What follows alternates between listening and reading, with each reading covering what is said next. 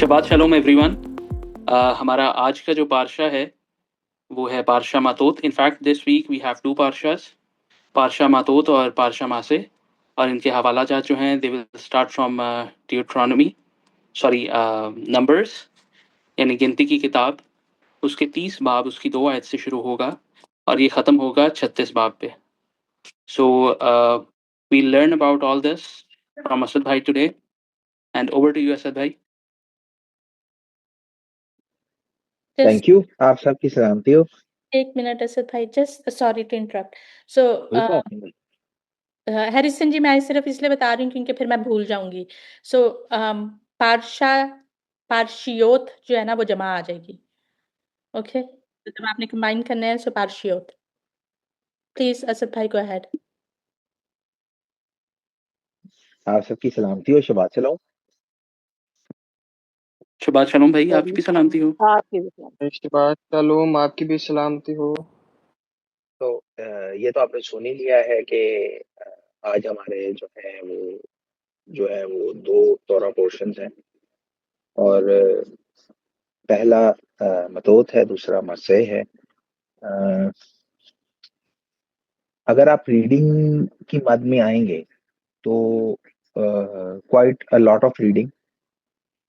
30 बाब उसकी पहली आयत से इंसान केसेस दूसरी आयत से, वो डिपेंड्स कि डिवीजन कैसे क्या है वर्सेस की, से लेके जो है ना by the end of the book. और लेकिन मुझे लगता है कि आज हमारे जो दोनों जो पोर्शंस हैं उस पे मेरे पास कहने के लिए सिर्फ एक ही बात है, और ये बात मैं इसलिए कर रहा हूँ कि शायद ये इतना लंबा नहीं है, लेकिन मेरी गुजारिश आप लोगों से ये है कि इसको बड़े ध्यान से सुनिएगा, क्योंकि जो बात आज हम करने जा रहे हैं इन तोरा पोर्शंस के रेफरेंस में, it is very very important. और अक्सर लोग इसमें फेटल गलतियां करते हैं, और ऐसी गलतियां करते हैं जो उनके लिए और उनकी फैमिली के लिए, उनके लिए जो है ना वो बाद में बहुत बड़ा ही मुश्किल, spiritual as well as physical, दोनों मुश्किलात जो हैं जो उसका सबब बन जाती है। इवन दो कि शायद कहने में या बताने में ये तोरा पोर्शन इतने लंबे नहीं होंगे, लेकिन जो बात बताने लगा हूं वो आज हद जरूरी है। तो फिर एक दफा गुजारिश करूंगा कि जो भी बात हो उसको बड़े ध्यान से सुनिएगा, और ये कोशिश कीजिएगा कि हम कोशिश कर सकते हैं, कोशिश में सुस्ती मत करें। गलतियां एज अ ह्यूमन हमसे हो जाती हैं, लेकिन कोशिश कीजिएगा कि इस मैटर में जो है ना हम गलती से जो है ना बचे रहें। सो हमारा जो पहला पार्शा है वो है मतोत, और इसका रेफरेंस गिनती की किताब उसका 30वां बाब उसकी पहली या दूसरी आयत से ये जाता है 32वें बाब की 42वीं आयत तक। सो जो मतोत है बेसिकली इसका मतलब है ट्राइब्स, कबीले। और इसका आगाज होता है कि रबीनो मोशे जो हैं वो जो सरदार हैं कबीलों के, उनको जो है उनसे बात करते हैं, और जो 30वां बाब है वो डिस्कस करता है जो मन्नत या कसम या वाउज एंड ओथ्स उनसे रिलेटेड कवानीन को। जो 31वां बाब है ये बनी इसराइल की जंग मिदियानों के साथ जो है उसका कुछ बयान करता है। और जो 32वां बाब है उसके अंदर जो है वो रूबीनियों और जो जद का कबीला है और जो रूबन का कबीला है और जो मनस्से का आधा कबीला है, उनकी जो इनहेरिटेंस है, जो उन्होंने कहा कि हमें यतन के पार ही दे दी जाए, क्योंकि वो जो है चरागाहें अच्छी थी, जानवरों के लिए जो है ना बेस्ट थी। तो उन्होंने उस जगह को अपनी इनहेरिटेंस, बतौर इनहेरिटेंस जो है वो डिमांड कर लिया। उसके बाद हमारा जो जो दूसरा पार्शा है मस्से, वो आखिरी रीडिंग है गिनती की किताब की, और इसका मतलब है जर्नीज, सफर, बनी इसराइल का सफर। सो इसमें आप अगर जाएंगे तो आपको ये पता लगेगा कि जो बनी इसराइल की जो इनकैंपमेंट्स थी, जैसे जैसे वो टुवर्ड्स द प्रॉमिस लैंड उनका सफर जारी रहा, उन सब के बारे में जो है वो बताया गया। और इसके बाद जो है रबीनु मोशे जो है वो इंट्रोड्यूस कराते हैं इसी उसमें जो सिटीज ऑफ रिफ्यूज हैं, पनाह के जो शहर हैं, और जो इनहेरिटेंस के लॉज हैं, और मतलब one of the most famous, जिसमें जो सलाह फहद की बेटियों का जो केस प्रेजेंट किया गया था रिगार्डिंग इनहेरिटेंस, वो प्रेजेंट होता है। सो वो भी एक वेरी इंपॉर्टेंट सब्जेक्ट है। लेकिन आज जो जिस चीज पर हम बात करना चाहेंगे, जिस चीज के ऊपर हम गौर खौज करना चाहेंगे, वो है मन्नत। मन्नत मानना, कसम, मन्नत। तो इसके लिए एक रेफरेंस प्लीज पढ़िएगा, गिनती उसका 30वां बाब, 30th चैप्टर, 2 से 5 आयत तक, प्लीज अगर कोई मेरी हेल्प करे। जी भाई, 30 बाब उसकी 2 आयत से 5 आयत। जी। जब कोई मर्द खुदावंद की मन्नत माने या कसम खाकर अपने ऊपर कोई खास फर्ज ठहराए तो वो अपने अहद को ना तोड़े, बल्कि जो कुछ उसके मुंह से निकला है उसे पूरा करे। और अगर कोई औरत खुदावंद की मन्नत माने और अपनी नौजवानी के दिनों में अपने बाप के घर होते हुए अपने ऊपर कोई फर्ज ठहराए, और उसका बाप उसकी मन्नत और उसके फर्ज का हाल जो उसने अपने ऊपर ठहराया है सुनकर चुप हो रहे, तो वो सब मन्नतें और सब फर्ज जो उस औरत ने अपने ऊपर ठहराए कायम रहेंगे।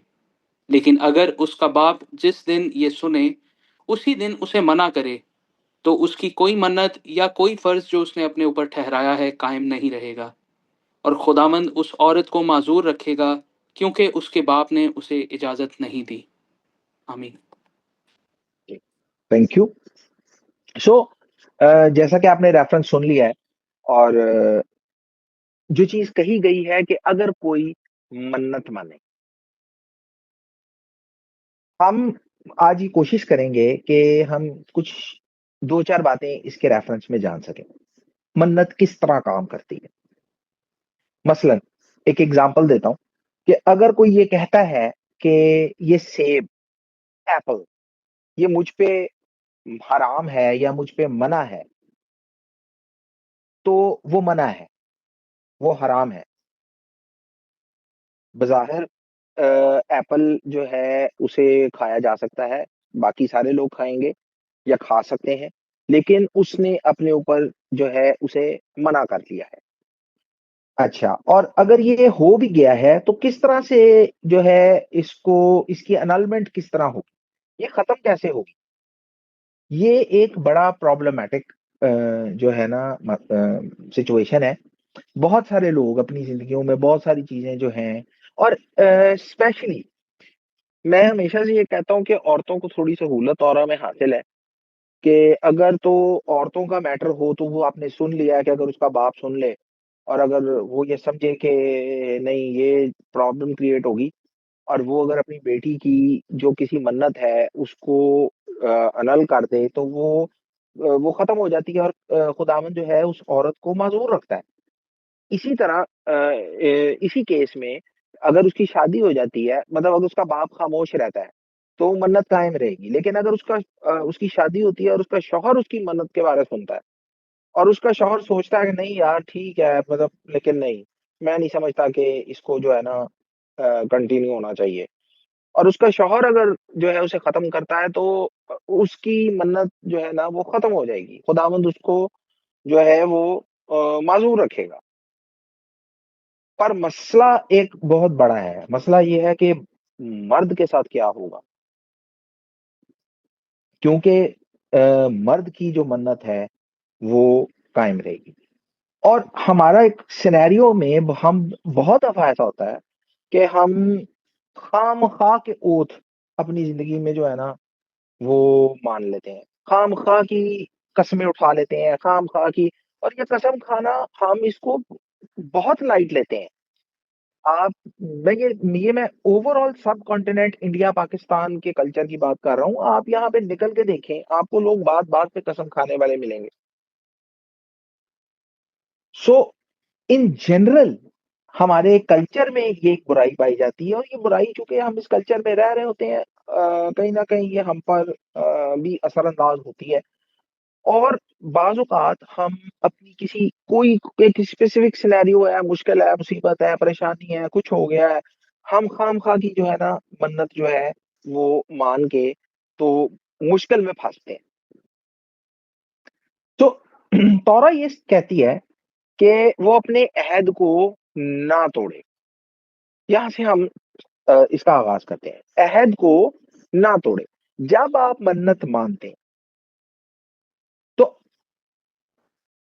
जैसे कि मैंने शुरू में कहा कि इस बात को बड़े ध्यान से सुनिएगा, क्योंकि ये आज तौरा के सारे टॉपिक बहुत इंपॉर्टेंट है, लेकिन ये एक ऐसा टॉपिक है जिसके ऊपर बड़ी कम बात होती है, और ये हमारी जिंदगियों का एक बड़ा हिस्सा है। और इस हिस्से की वजह से, इस बात की वजह से हम कई दफा रूहानी या जिस्मानी मुश्किल में भी फंसते हैं।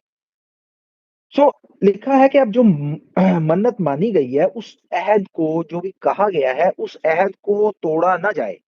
जब आप मन्नत मानते हैं तो आप याद रखें, you are creating something holy. ये है आपकी जबान की ताकत। Let me say it again, you are creating something holy. So if you are creating something holy और आप उसको डेसिक्रेट कर रहे हैं, आप अपनी जबान का लिहाज पास नहीं कर रहे हैं, आप अपनी जबान के अगेंस्ट जा रहे हैं, आप अपने वादे को, कसम को, मन्नत को तोड़ रहे हैं, तो एक्चुअली आप क्या कर रहे हैं कि जो चीज आपने एक मुकद्दस चीज क्रिएट की थी, आप उसको डेसिक्रेट कर रहे हैं। This is in a very simpler form, this is what it is. और जब आप एक मुकद्दस चीज को, आप एक होली चीज को डेसिक्रेट करेंगे, उसका तकद्दुस को खराब करेंगे, उसको पामाल करेंगे, उसको खराब करेंगे, तो आप क्या सोचते हैं कि आपके साथ उसके रेफरेंस में क्या होगा? तौरा में हम बहुत सारे हिस्से पढ़ते सुनते आए हैं अभी तक। ये हमारी फोर्थ एंड फाइनल किताब है, और जो जेनेसिस से लेके जो एक नैरेटिव है, एक कंटिन्यूस नैरेटिव है, उसका एंड भी गिनती पे होता है। इस्तिस्ना की किताब में तो दोहराई है, दैट्स अनदर थिंग। लेकिन जो कंटिन्यूस नैरेटिव है वो यहाँ पर एंड होता है। और कितनी दफा हमने देखा है कि जब भी मुकद्दस चीज को डेसिक्रेट किया जाता है, खराब किया जाता है, तो उसके कॉन्सिक्वेंसेस जो है ना, वो कोई अच्छे नहीं होते हैं। सो आप भी जब एक मुकद्दस चीज को अपनी जबान के सबब से क्रिएट करेंगे और उसका पास नहीं करेंगे, तो आप भी उस, जो है ना, आप पे भी अदालत जारी हो जाएगी। सो तौरा ये नसीहत करती है, and it is very very important. तौरा ये नसीहत करती है कि बात करते एहतियात रखें। हम अक्सर ये बात करते हैं कि अगर हमें ये पता लग जाए ना कि हमारी गुफ्तगू का नतीजा इन स्पिरिचुअल सेंस क्या निकलता है, हम अपनी जबान काट के फेंक दें, हम गूंगा होना पसंद करें, कि हम कभी ना बोलें। तौरा से हमें ये नसीहत मिलती है कि कोई भी बात जो आप करते हैं, उस बात में बहुत एहतियात रखें, क्योंकि आप एक रियलिटी को क्रिएट कर देते हैं। सेकेंडली, अगर बात मन्नत की हो, वाव है आपका, वाव्स हैं आपके, तो और भी उस पे डबल एहतियात करें।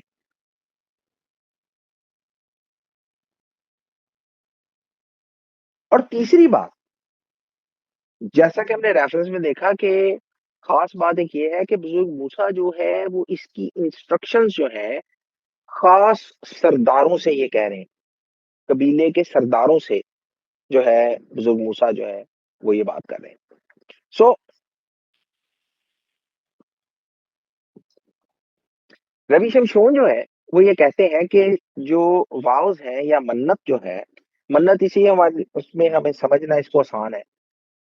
मन्नत जो है ये इटसेल्फ एक मिtzवा है, ये एक हुक्म है मन्नत मानना।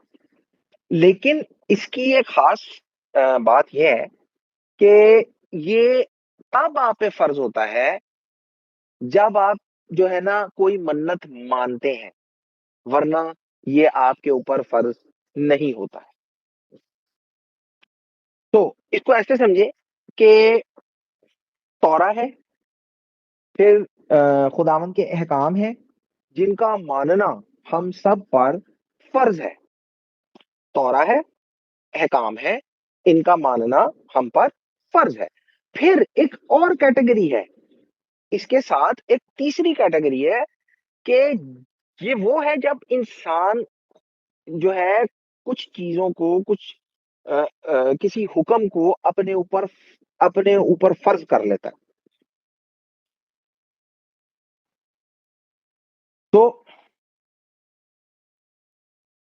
तौरा आपको इस चीज की इजाजत देती है कि अहकाम की ताबे फरमानी के लिए, अहकाम को ज्यादा बेहतर तौर से जो है ना पूरा करने के लिए, अगर आप खुद पर किसी खास तरह की पाबंदी लगाते हैं या आपको लगानी पड़ती है, तो आपको ये करना चाहिए ताकि ईमान से, वफादारी से आप खुदा ताला के अहकाम को मान सकें।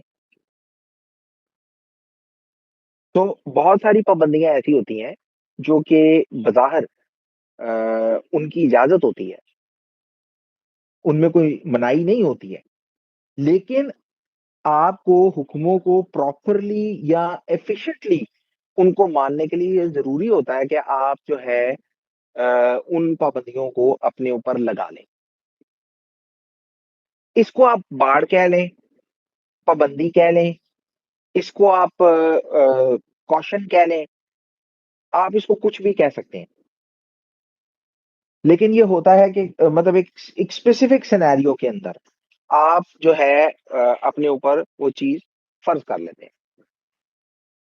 और फिर एक और चीज, ये एक इम्पॉर्टेंट पॉइंट यहाँ पे ये है कि ये बात सरदारों से ही क्यों कही गई है। पहले हम इस तरह इसको समझते हैं कि बुजुर्ग मूसा ने ये बात जो मन्नत के रेफरेंस में है, ये सरदारों से ही क्यों कही है। सो हम ये जानते हैं कि बनी इसराइल में कबीले, काफी कई कबीले हैं। हर कबीले में और जो उसके लोग हैं जो वो फर्क मिजाज के, फर्क तबीयत के और फर्क फर्क खसूसियात रखते हैं। सो एक वैरायटी है लोगों की, हर कबीले के अपने अंदर भी। सो ये बात सरदारों से इसलिए की गई है, और इस बात का आगाज इसीलिए होता है कि बुजुर्ग मूसा ने सरदारों से ये बात कही है कि ये बात फ्रॉम टॉप टू बॉटम सब तक पहुंच जाए। ये बात तो एक ये बात तो एक अंडरस्टैंडेबल चीज है कि भाई सरदारों से कही गई है ताकि भाई सब तक ये जो मैसेज जो है ना ये रिले हो जाए और सबको इसका आइडिया हो जाए। लेकिन इसका एक खास एंगल है कि ये सरदारों से बात क्यों कही गई है और हम इस बात पे ये फोकस क्यों कर रहे हैं। ये मैसेज सब तक पहुंच जाए, ये बात तो है ही है, ये तो सबको पता है।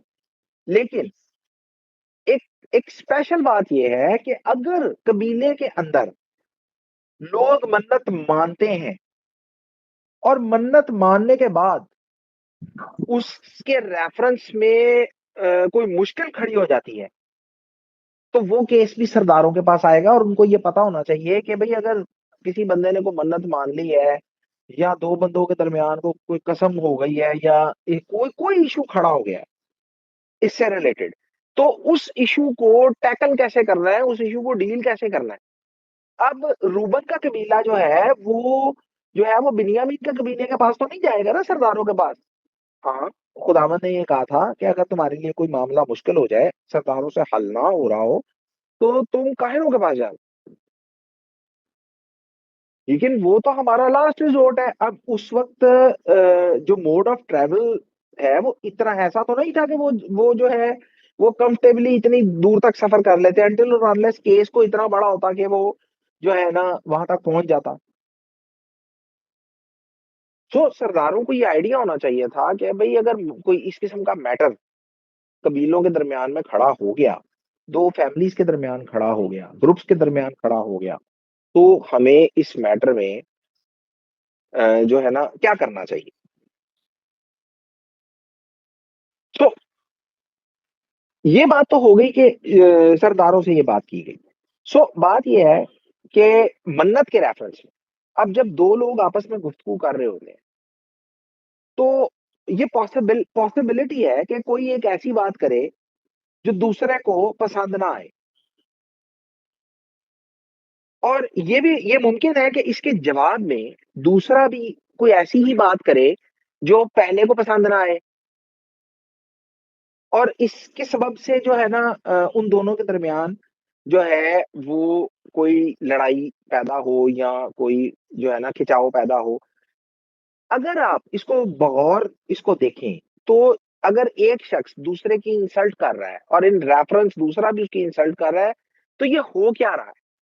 थ्रू देयर स्पीच, वो अपने लफ्जों से, अपनी जबान से, they are actually creating insult.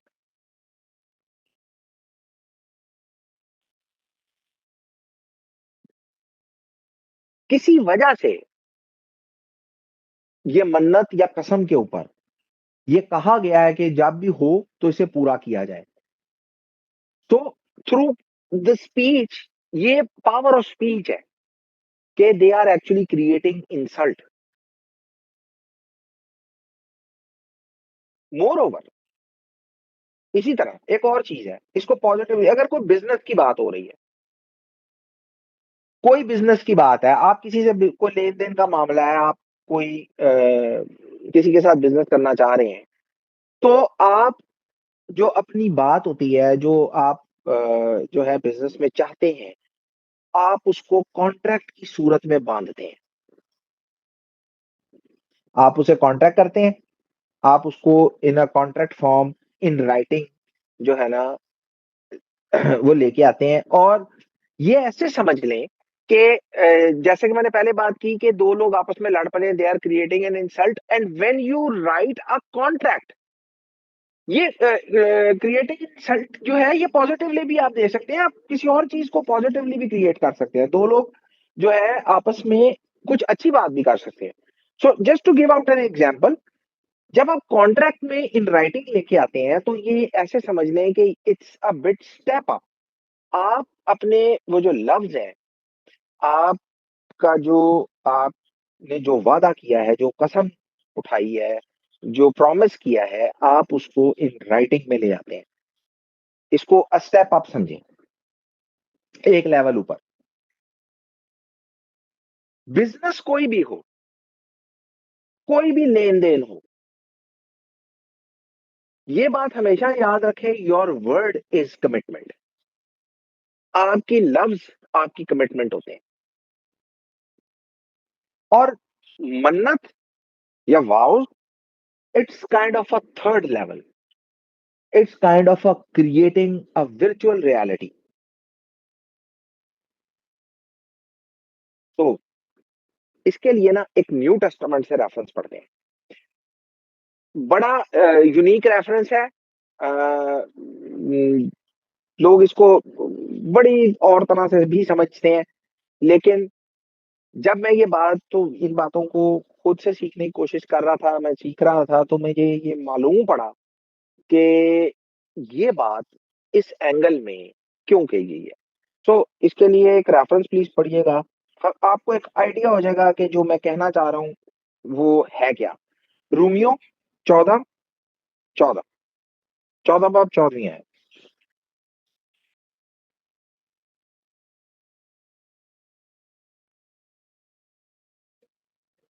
जी भाई।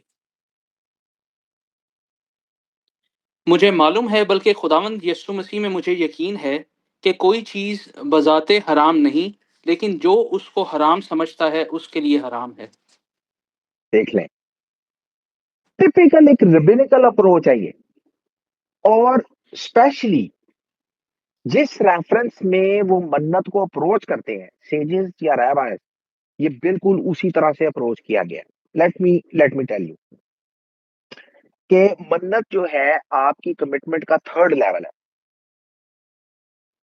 फर्ज करें अगर मैं ठहरा लेता हूं कि फलां प्याले में से पानी नहीं पीऊंगा, then I am not allowed to do it.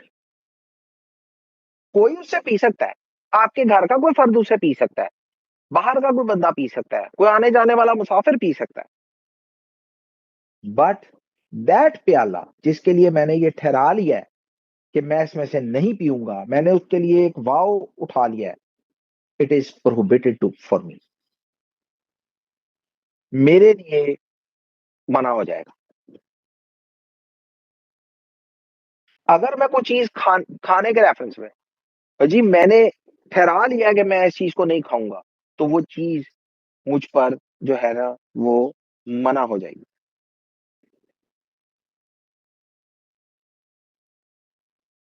तो इस तरह की अगर कोई सिनेरियो किसी कबीले में उठ जाता है, आप सोचें कि कबीले के लेवल पे, कम्युनिटी या ग्रुप्स के लेवल पे अगर इस तरह का कोई सिनेरियो उठ जाता है, तो आप सोचें कि सरदार को कैसी मुश्किल का सामना करना पड़ेगा। और अभी हम इसको देखेंगे भी।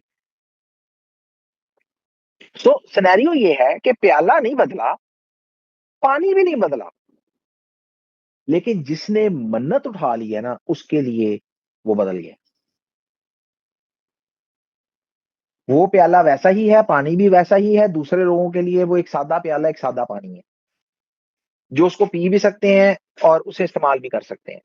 लेकिन जिस शख्स ने मन्नत मानी है, उसके लिए वो मना हो चुका है। सो एक रेफरेंस देखिए, अमाल 23 बाब उसकी 12वीं आयत।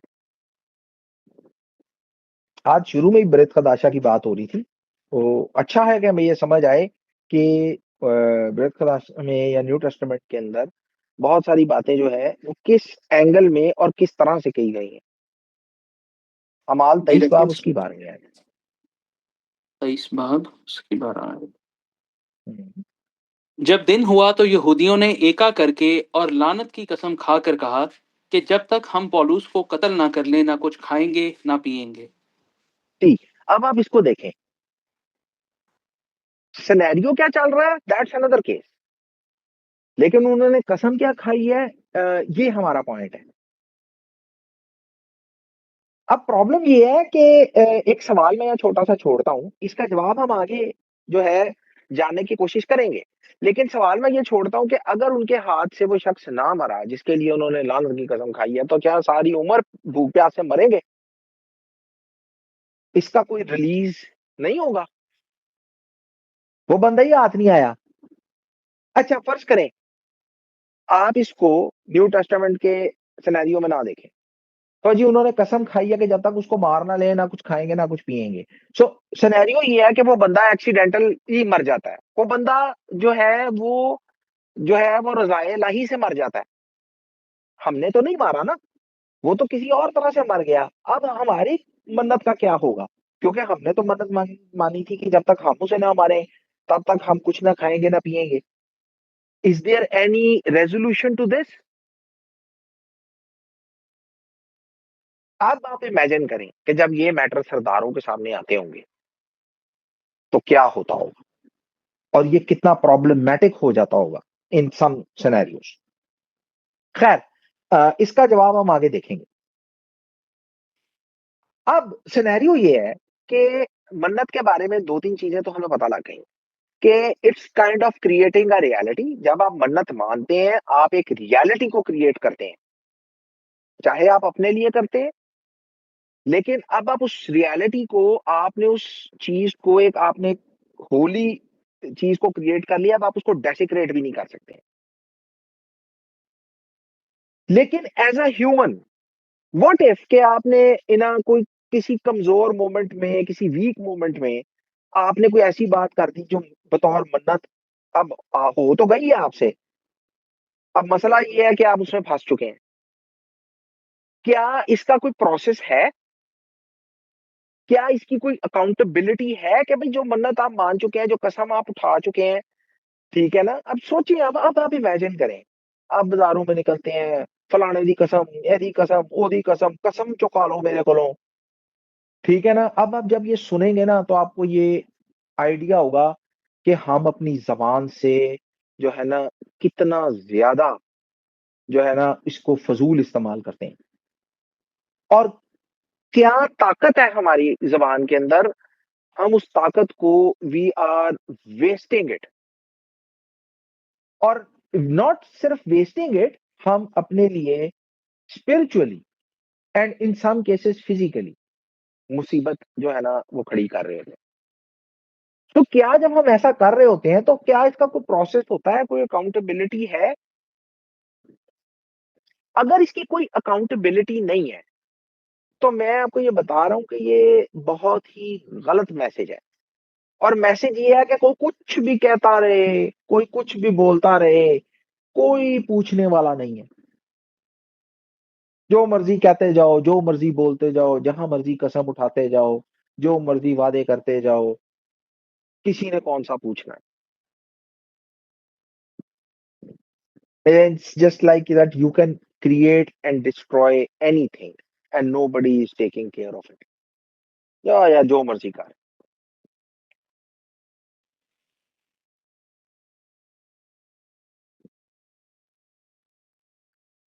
लेकिन हमारे सिनेरियो के अंदर जब कोई शख्स इस किस्म की किसी उलझन में फंसता है तो वो हमेशा जो है अपने सरदारों, बुजुर्गों, उस्तादों के पास जाता है और इससे मुतलका जो मशवरा है वो उनसे लेता है। इसीलिए ये बात सरदारों को कही गई है। सो ओरा खाइम जो है वो इसके ऊपर ये कमेंट करते हैं कि जो मन्नत या वाउज है इनका ताल्लुक, and it is very important, आपके जिस्म और आपकी रूह के साथ होता है। और वो ये सजेस्ट करते हैं कि अगर आप कोई मन्नत मानते हैं जिसकी वजह से आप जो है ताबे हुक्मों की, बाकी जो खुदावंद के अहकाम है उनकी ताबे फरमानी जो है वो बेहतर तौर से कर सकें और रूहानी तरक्की कर सकें। मसलन आप एक मन्नत मानते हैं कि मैं तौरा में से रोज कुछ ना कुछ सीखूंगा। ये काम, तौरा पढ़ने का काम तो आप वैसे भी कर सकते हैं। मतलब आप मन्नत, इसको मन्नत के फ्रेमवर्क में नहीं भी रखते तो आप रोज तौरा पढ़ सकते हैं, इसमें कोई मनाही नहीं है। लेकिन जब आप किसी किसी खास बात को किसी एक खास फ्रेमवर्क में रखते हैं ना तो ये एक एक खास बात होती है। It's something special. ये तो तौरा के रेफरेंस में होगी, आप किसी और रेफरेंस में भी ये कर सकते हैं। मसलन मैं फलां के घर नहीं जाऊंगा, क्योंकि क्यों भाई मैं उसके घर क्यों नहीं जाऊंगा? क्योंकि जो है ना उनकी इखलाकियात जो है ना वो मुझ पर बुरा असर डाल रही।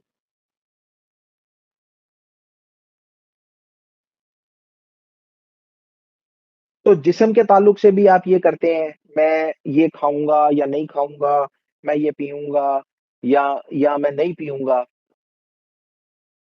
तो आप अपने आप को एक मखसूस फ्रेमवर्क में रखते हैं, मन्नत को आप एक फ्रेमवर्क समझ लें। तो कुछ कामों को बेहतर तौर से करने के लिए आप अपने आप को उस मखसूस फ्रेमवर्क में रखते हैं।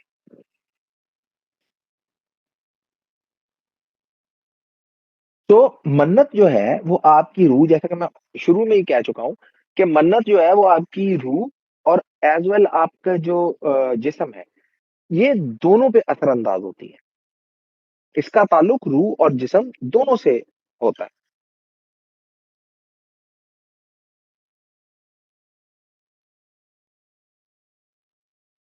तो हमें ये पता होना चाहिए कि इसका इल्म होना चाहिए कि हम ऐसा कुछ कर सकते हैं जो हम पर फर्ज तो नहीं है, जो हम पर फर्ज तो नहीं है, लेकिन जो हमने कहा है वो एक हुक्म बन जाएगा।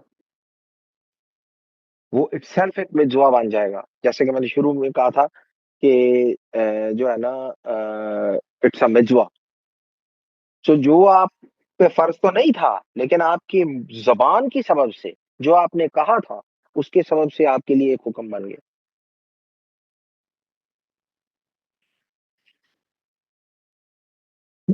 एक बहुत इंटरेस्टिंग बात है। राव सोल्वोचेक जो है वो इसके ऊपर बात करते हैं, और वो कहते हैं कि मन्नत और हलफ, जो वाव्स है और ओथ, इनमें फर्क होता है। ये फर्क है इनमें, ओथ में फर्क है। अच्छा, वो कैसे? मन्नत जो है, जो वाव्स है, उसमें जो शरा है, जो कानून है, वो ऑब्जेक्ट पे लागू होता है। मसलन अगर आप ये कहते हैं कि फलां चीज मेरे लिए कुर्बानी की तरह है, तो फिर उस पे वही कानून लागू होंगे जो कुर्बानी के ऊपर होते हैं।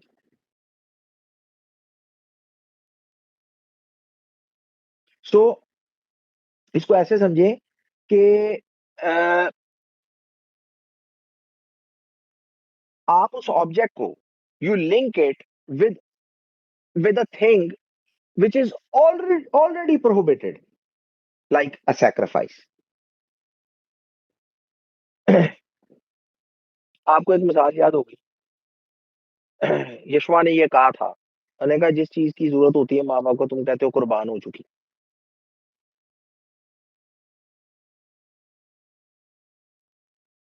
तो अब आप इस पॉइंट को ज्यादा क्लैरिटी से समझ सकते हैं कि एक्चुअली चल क्या रहा था, हो क्या रहा था।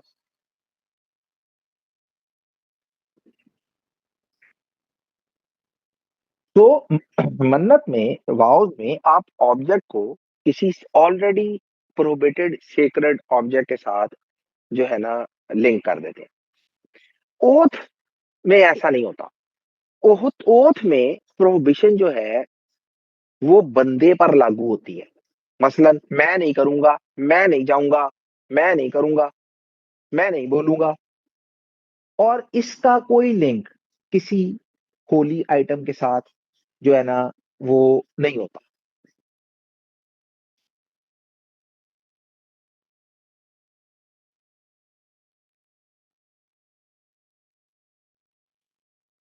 इसी के रेफरेंस में मेरी आज जो है ना गौरी साहब से बात हो रही थी।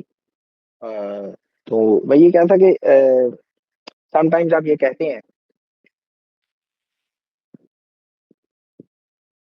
मसलन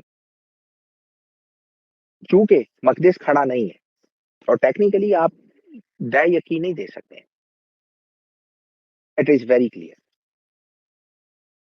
लेकिन अगर आप ये कहते हैं कि भाई मेरी आमदनी का जो है 10वां हिस्सा वो दय यकी की तरह जाएगा, तो एक्चुअली आपने उस 10वें हिस्से को जो है ना एक ऐसे मुकद्दस चीज के साथ, I think you will get the point, आपने उसके साथ ऐसा ऐसे लिंक कर दिया है कि उसके ऊपर वही लॉज अप्लाई होंगे जो उसके ऊपर हो रहे थे, क्योंकि आपने उस हिस्से को, उस पोर्शन को उस पोर्शन के साथ लिंक कर दिया। तो I think you get the point.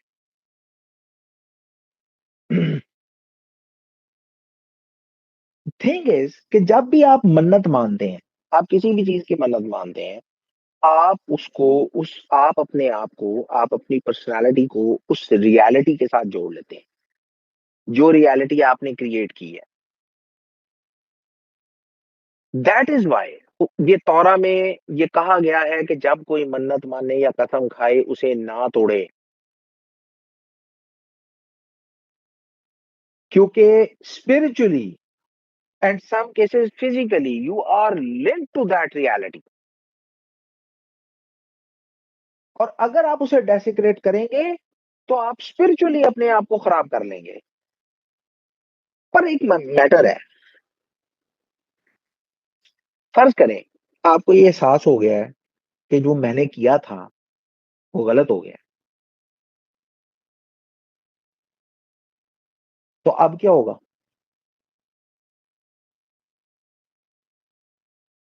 जो मन्नत मैंने मानी थी तो गलत हो गई, मुझसे गलती हो गई। जैसा कि मैंने कहा कि वीक मोमेंट में मुझसे कुछ ना कुछ मुंह से निकल गया, हो गया, अब क्या करूं? तो भाई, एक मिनट, एक सादी सी बात है, मैंने कहा था भाई मन्नत मानो जाके। तुम्हारा मुंह है, तुम्हारे मुंह ने खता की है, भुगतो। मैंने तो नहीं कहा था ना आपको जाके जाके मन्नत मानते फिरें। ये बात मैं आपको अपनी रेफरेंस में बता रहा हूँ। जब मैंने तौरा को शुरू शुरू में पढ़ना शुरू किया था तो मैंने बहुत पहले ही चीज सीख ली थी। सीखी मैंने भी गलतियां करके थी, ये मैं आपको नहीं कहूंगा कि बगैर गलती के जो है ना मैं इसे सीख गया, लेकिन सीखी मैंने भी गलती करके थी, लेकिन मैंने ये बहुत पहले सीख ली थी कि कसम और मन्नत ये एक ऐसी चीज है, इससे आपने अवॉइड करना है अनटिल और अनलेस कि आप उसको फेथफुली पूरा नहीं कर सकते। अब सिनेरियो ये है कि आपके मुंह ने खता की है, ठीक है, आप एक, मैं आपका एक मुकद्दस चीज को जो एक एक होली रियलिटी, एक रियलिटी जो आप क्रिएट कर चुके हैं, इट्स अ होली थिंग, मैं उसको डेसिक्रेट करने में आपकी मदद क्यों करूं? और चले अगर करूं तो फिर कैसे करूं? मन्नत को खत्म करने का के दो तरीके हैं। सो इन तालमुदिक रेफरेंस दो तरीकों से आप इसे खत्म किए कर सकते हैं। एक तो उस सादी सी बात है, वो है पछतावा, रिमोर्स, कि आपको इस चीज का पछतावा हो रहा है कि यार ये क्या हो गया। दूसरी चीज है जिसको इन तालमुदिक टर्म इसको कहते हैं ओपनिंग। ओपनिंग तो ओपनिंग को आप ऐसे समझ लें कि जो मन्नत मानी गई थी या जो वाव लिया गया था, वो it was made in error. कोई गलती हो गई थी, मतलब कुछ जजमेंट में एरर हो गई थी, या जिसकी वजह से जो है ना अ, वो हो गया, और बहरहाल कोई ना कोई गलती उसके अंदर जो है ना वो मौजूद थी। तो मन्नत से आजाद होने का जो एक तरीका है जिसमें है पछतावा, रिमोर्स, इसका ताल्लुक बेसिकली आपके इमोशंस के साथ है, आपके रिग्रेट के साथ है। आपने कोई बात की, यार मैं उस बंदे से ताहयात बात नहीं करूंगा, पर आपको एहसास हो गया यार ये तो गलत हो गया, यार ये तो मेरा बड़ा अच्छा दोस्त बन रहा है, अब क्या करूं, मैंने तो सोचा था ताहयात बात ही नहीं करूंगा, अब क्या होगा? तो आपको इस चीज का जब रिग्रेट होता है, जब आप इमोशनली जो है इसके ऊपर पछताते हैं, you are released from your vows. दूसरी चीज है जिसको ओपनिंग कहते हैं, ये लॉजिकल है, कॉग्निटिव है। मसलन आपने कहा जनाब मैं इस बंदे से, इसको मैं सारी उम्र मुंह नहीं लगाऊंगा, लेकिन पता ये लगा कि वो बंदा जो है ना, आप पूरे शहर के अंदर आपकी बीमारी के लिए जो सर्जरी करेगा वो एक ही डॉक्टर है, और वो वही है, अब क्या होगा?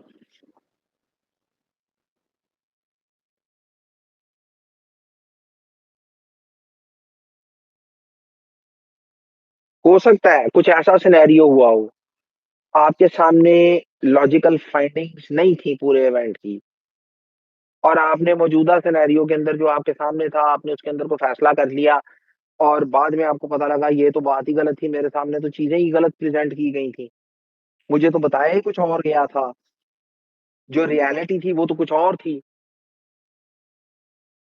तो इस सिनेरियो में जो है ना क्या किया जाएगा?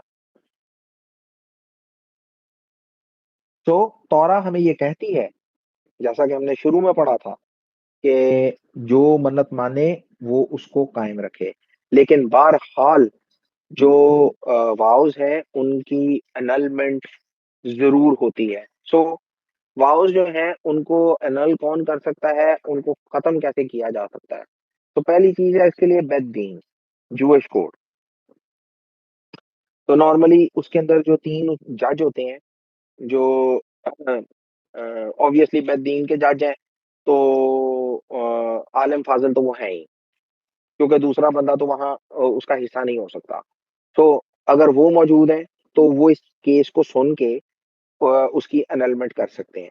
कोई तौरा स्कॉलर है, even a single qualified rabbi, वो इसको परफॉर्म कर सकता है।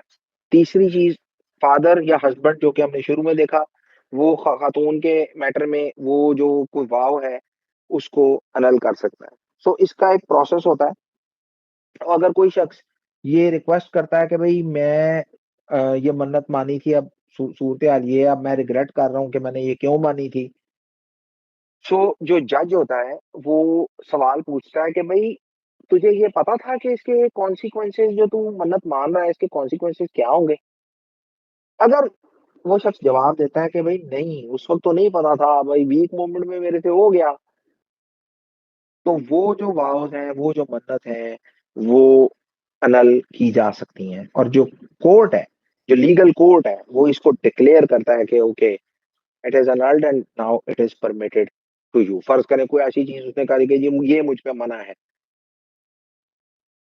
तो और बाद में उसको एहसास हुआ कि यार ये तो गलत हो गई है, तो जो कोर्ट है वो उसको अनल कर सकता है। एक और चीज जो हमारे सामने है वो है कोल निद्रे की दुआ। तो कोल निद्रे जब पढ़ी जाती है योम किपुर ईव पे, तो it's a collective अनलमेंट of vows, जो कि जो है ना पीछे हो चुके हैं।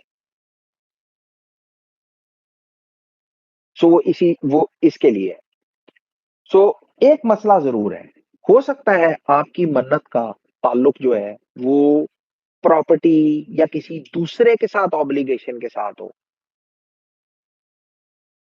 जमीन जायदाद का कोई मैटर है उसके साथ हो, वो ऐसे अनल नहीं हो सकती, उसको ऐसे खत्म नहीं किया जा सकता अनटिल और अनलेस जो दूसरी पार्टी है, जो इसका हिस्सा है, जो इस मन्नत का हिस्सा है, उसका कंसेंट जो है ना वो आपको नहीं मिलता। और अगर आप किसी हुक्म को, किसी मिtzवा को परफॉर्म करने के लिए मन्नत मानते हैं, तो उसको भी ऐसे ही लाइटली खत्म नहीं किया जा सकता। ये दो एक खास बातें हैं जो कि हमें खास तौर पे जो है वो हमें जेन में रखनी है। सो ओवरऑल मन्नत या कसम जो खास बात हमें सिखाती है, that is the power of speech, and with it you can create a reality. एक रेफरेंस पढ़ेंगे, वो है वाइज, उसका 5वां बाब, उसकी 6ठी आयत।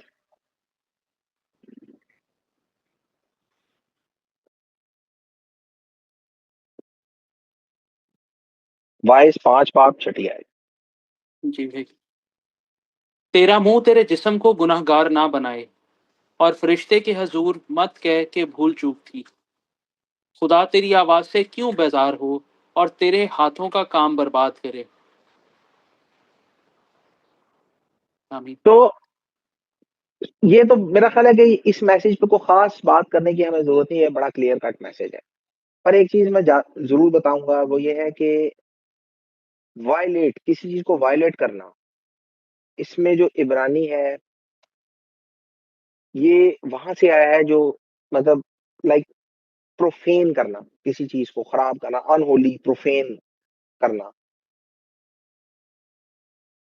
और जब ये कहा गया है, जब यहाँ ये कहा गया कि तुम कोई मन्नत मांगे तो उसको उसको जो है ना तोड़े, तो इसका एक्चुअली मतलब ये है कि you should not make your words unholy.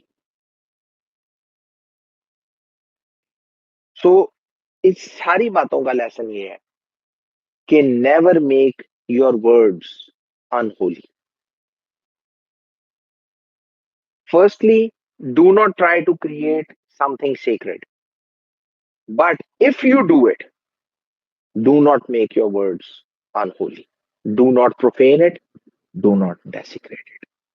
बारी ताला आप सबके साथ हो और आप सबकी मदद करें कि हम सब अपनी मुंह को जो है ना वो काबू में रखें और इसको बड़े एहतियात के साथ हमेशा खोलें।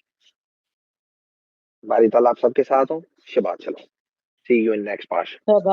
और हमारी किताब खत्म शबात होती है तो शलोम। हम किताब के खत्म होने पे क्या कहते होते हैं? खज़ाक, विनीत खज़ाक। खज़ाक।